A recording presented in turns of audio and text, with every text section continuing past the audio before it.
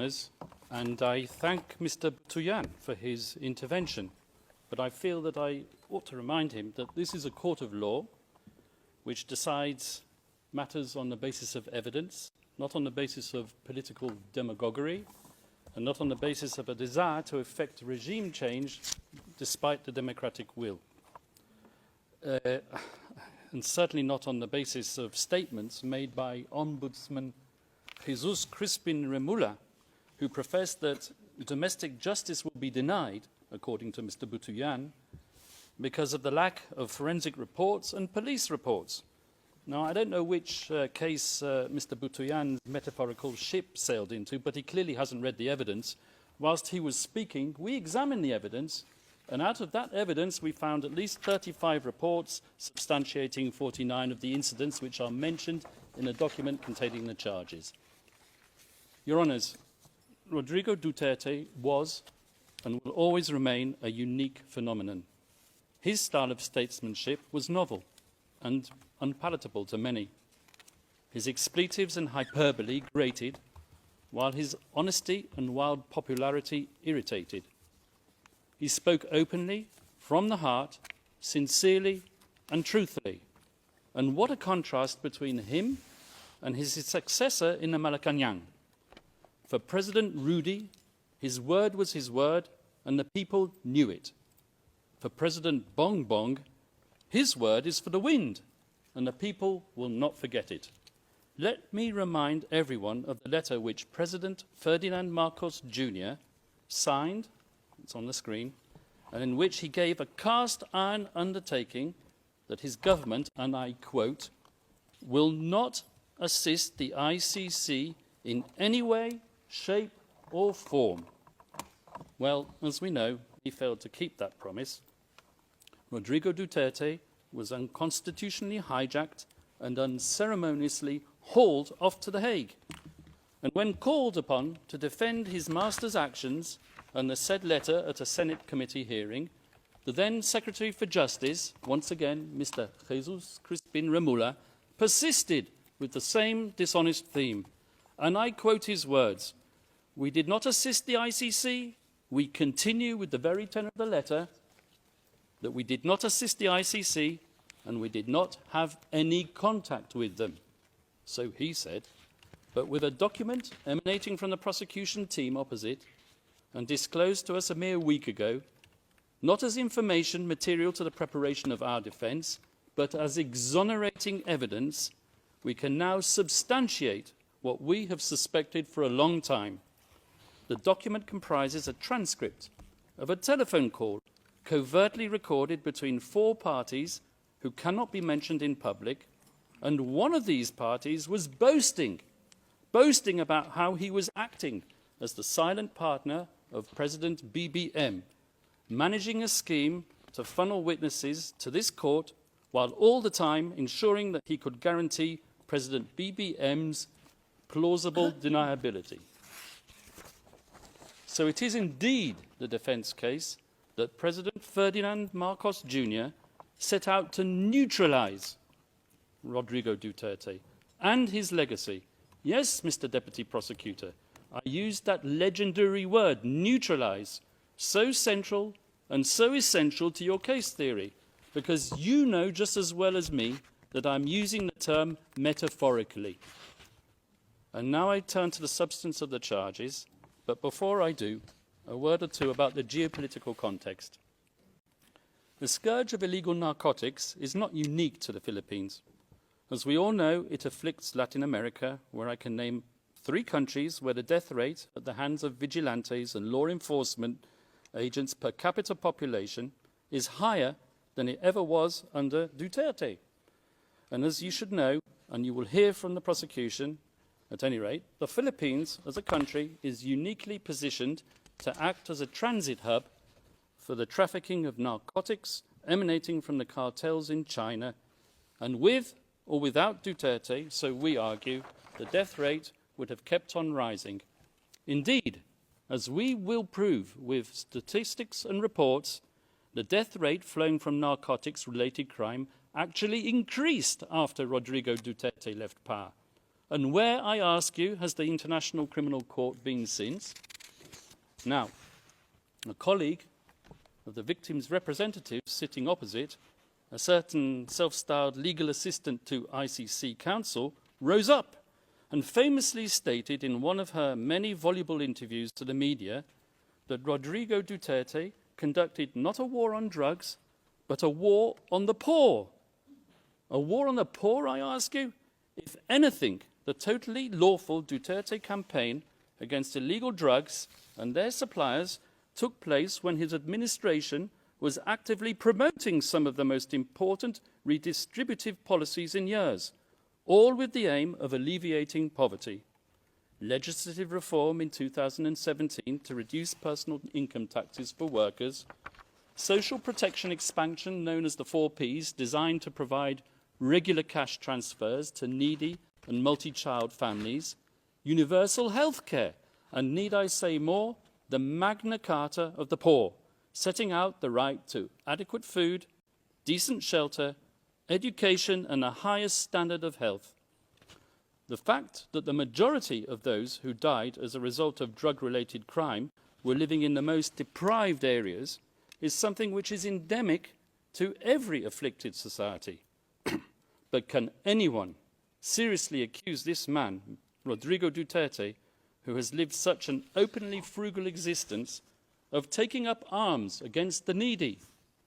This is the man who, at the age of 5, arrived in Davao to live in a modest shack where rain leaked through the roof, forcing him to crawl under the kitchen table to take shelter. This is not the man born with a silver spoon in his mouth and groomed for the presidency from childhood. This is the man who was born to a lawyer and a governor who taught him discipline, values, and respect for the people by being one of the people.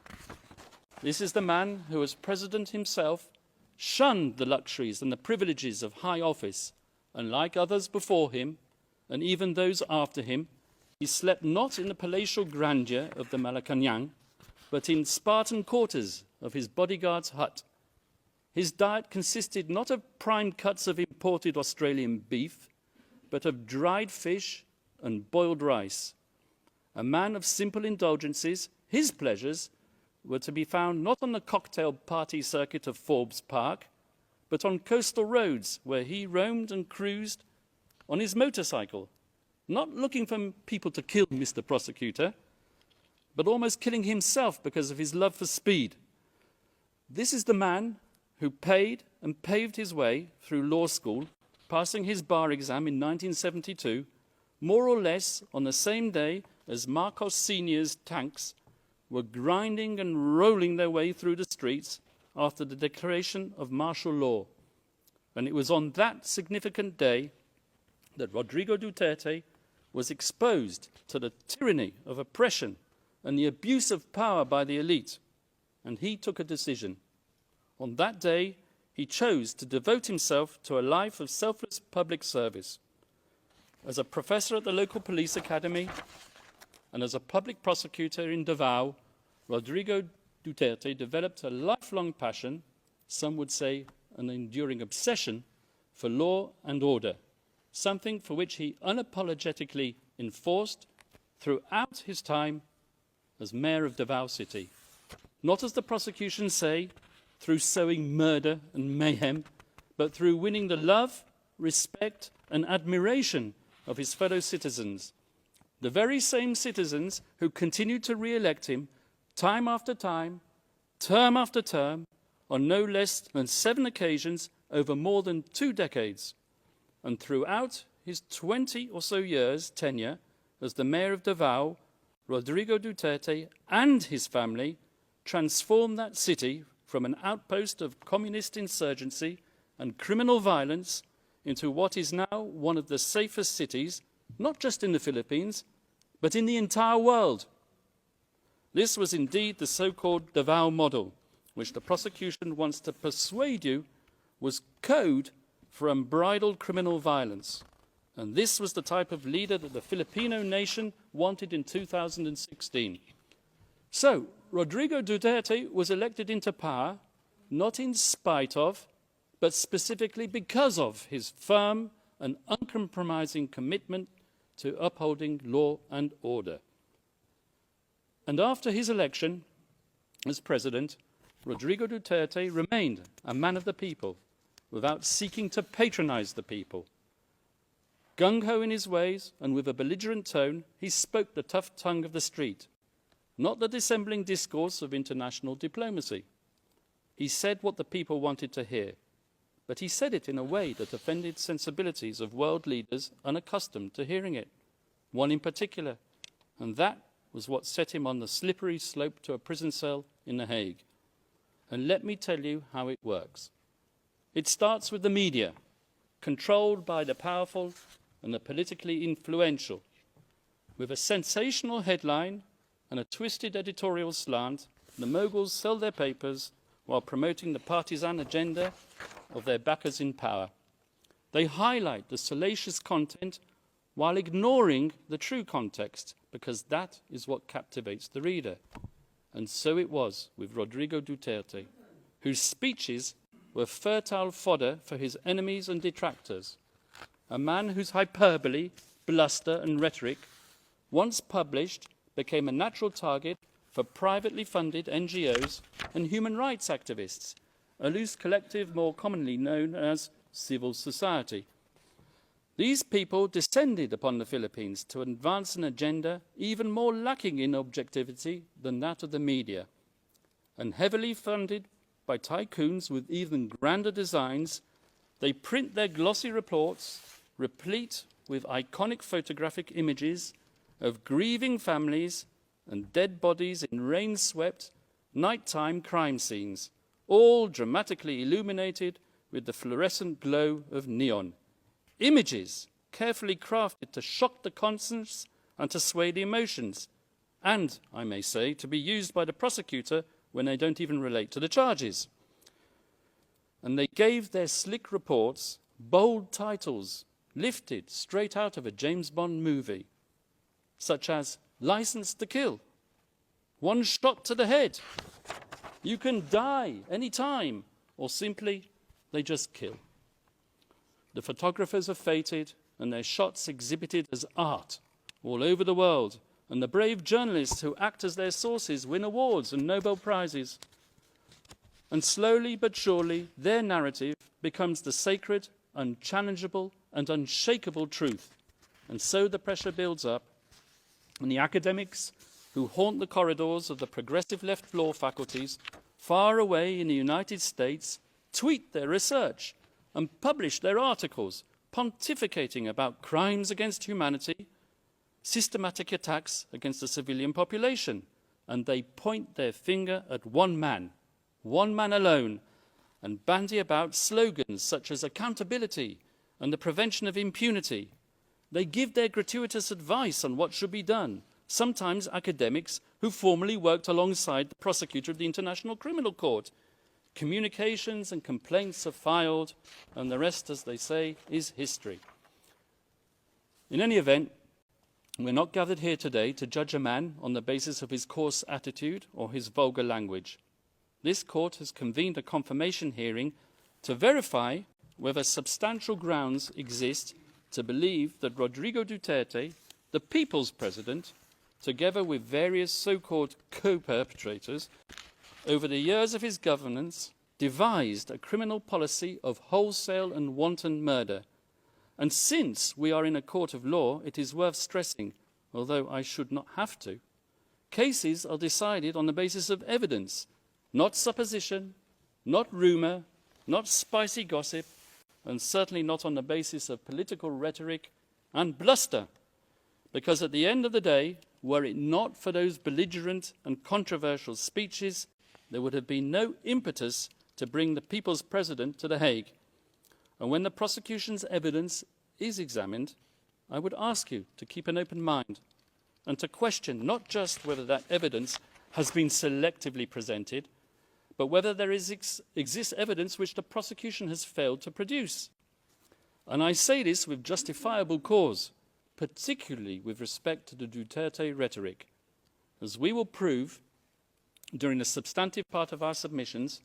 the notorious speeches on which the prosecution relies have been cherry-picked to suit its narrative, while ignoring the many other speeches when the former president tempered his bombastic language by clear reference to the principle of lawful self-defence. We, the defence, have read as many of these speeches as we can find. In fact, in our poky little office on the top floor of the furthest building away in this complex, we have a counter which ticks and ticks. And whenever we come across a speech which contradicts the prosecution's murder theory by reference to self-defence, we give a cheer, and the counter goes up once more, and we celebrate one more nail in the coffin of the prosecution's case theory. As the statistics stand as of today, in contrast to the 20 speeches on which the prosecution relies to prove incitement to kill, we have found 35 more which say the complete opposite. Let me give you 2 examples from the very speeches that the Deputy Prosecutor himself cited today. Let's refer first of all to the famous Pietà speech, which the Deputy Prosecutor referred to. So, this is what the Deputy Prosecutor said. Those of you who are still sober, those who haven't tried illegal drugs, if you don't want to die or get hurt, don't rely on the priests, including human rights advocates. They won't be able to prevent deaths, and so it goes on. But if we look further on in the very same speech, something which maybe the Deputy Prosecutor didn't do, this is what he had to say. To our police officers and other officials, do your job, and you will have the unwavering support of the Office of the President. I will be with you all the way. Abuse your authority, and there will be hell to pay, for you will have become worse than criminality itself. Well, there you are. You have it straight in your face. Pexo, exonerating evidence within what is claimed to be the prosecution incriminating evidence. I won't take up my time by showing you the second speech, but there is one. If I have time at the end, I will show it to you. So if you add to that another 10 speeches out of the 20 speeches on which the prosecution rely in its document containing the charges, after all, we are in a court of law and we rely on evidence. And what is the evidence that's produced of these speeches? 20 of them. 10 of them, I submit, and we will show this in the substantive part of our submissions, contain exonerating evidence which support the defence case theory. In other words, if you add the 10, which we've identified in the prosecution's 20, to our total of 35, we come to 45 speeches versus 10, which we say support the use of force only in self-defence. That is 350% more speeches in favour of our defence and 354% more reasons not to confirm the charges. And you can bet your bottom dollar that at the end of today's proceedings, either the victim's self-styled legal assistant to ICC counsel or a prosecution intern will be tasked with scouring the web, looking for the means to prove Kaufman wrong. And I will declare it, and I'll declare it loudly and clearly, as if the prosecution didn't know it already. It's not enough to state that since the former president made those extremely inflammatory statements and deaths occurred, that he must, as a matter of course, be criminally responsible for those fatalities. At this stage of the proceedings, the prosecution needs to show substantial grounds to believe that the former president actually desired and foresaw that people would be killed as a result of his incendiary language. For the prosecution to assert that Rodrigo Duterte hoped for deaths to occur or was recklessly indifferent as to whether deaths would occur, which he was not, that's insufficient. So once more for the record, Rodrigo Duterte's language was aimed not at suspected drug pushers as the prosecution would have it, but directly at those poisoning society with their substances, and not, I stress, with lethal intent. His rhetoric was calculated to arouse fear and obedience, to instill fear in their hearts, and to inculcate a respect for the law in their minds. Nothing more, nothing less.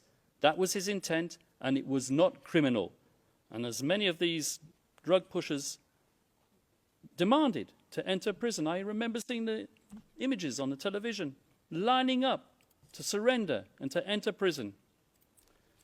Now, I challenge my colleagues opposite to prove otherwise, because as we all know, in a criminal process, the burden of proof is on the prosecution. They brought this case and they need to prove it.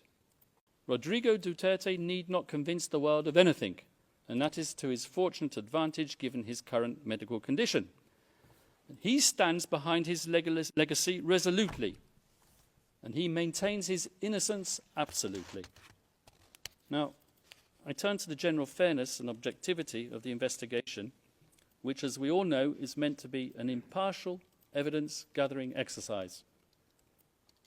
As an ex-prosecutor myself, I'm used to investigating agencies pursuing all reasonable lines of inquiry, assimilating all testimonies, and digesting all documentation and forensic evidence, recommending who to target for prosecution, but not so with this prosecution. When we, the defence, study the course of the investigation in this case, one thing is plain as a pikestaff.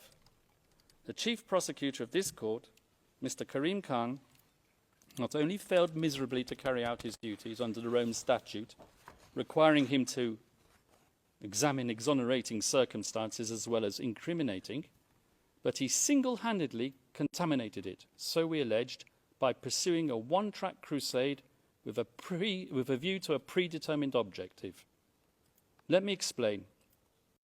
Although the ICC officially authorized an investigation into the so-called Philippines situation in late 2021, it was deferred a few months later back to the Philippines for the official investigation to resume only in late 2023. But the real meat of the investigation into Count 1, relating to the activities of that fictitious construct, the Davao Death Squad, had effectively started way before then, with the sole objective of nailing Rodrigo Duterte. Indeed, all the way back in 2018, during its so-called preliminary examination, the prosecution had an individual who will be referred to as P1, handed to them on a silver platter. This P1 had been interviewed at an earlier date by none other than Chief Prosecutor Karim Khan, in his former capacity as a private lawyer, and the self-professed item of pulp fiction entitled Duterte Harry. Your Honours, the picture on the front cover of that book says it all. It really does scream objectivity, doesn't it? I say that sarcastically, of course. Fortunately for us, the defence, the appeals chamber, has now disqualified Chief Prosecutor Karim Khan from this case, a welcome development as a matter of ethical propriety, but in our opinion, too late in the day to salvage the integrity of the investigation that he had supervised, an investigation in the course of which he concealed his former role as the victim's counsel, who had deemed our client a suspected murderer as far back as 2018 and right up to the very day before this pre-trial chamber issued its arrest warrant. Your Honours, over the next few days, we hope to convince you of the wholly insufficient nature of the evidence against Rodrigo Duterte. We will show you that the paltry number of speeches on which the prosecution rely do not manifest criminal intent. We will also convince you that as hard as they tried, the prosecution's investigators couldn't get even one of its criminal cooperating witnesses, whose reliability is next to zero, to admit that they heard the former president, Rodrigo Duterte, give an order to kill at any time relevant to the charges, or with respect to any of the incidents. And we hope that when you conclude your deliberations, Your Honours, that you will dismiss these grievously misplaced and politically motivated charges. We will ask you to send Rodrigo Duterte back to his family, and we will ask you to give back to the Filipino people their tatay digong. Thank you, Your Honours. The presiding judge. Thank you very much, Mr. Coffey.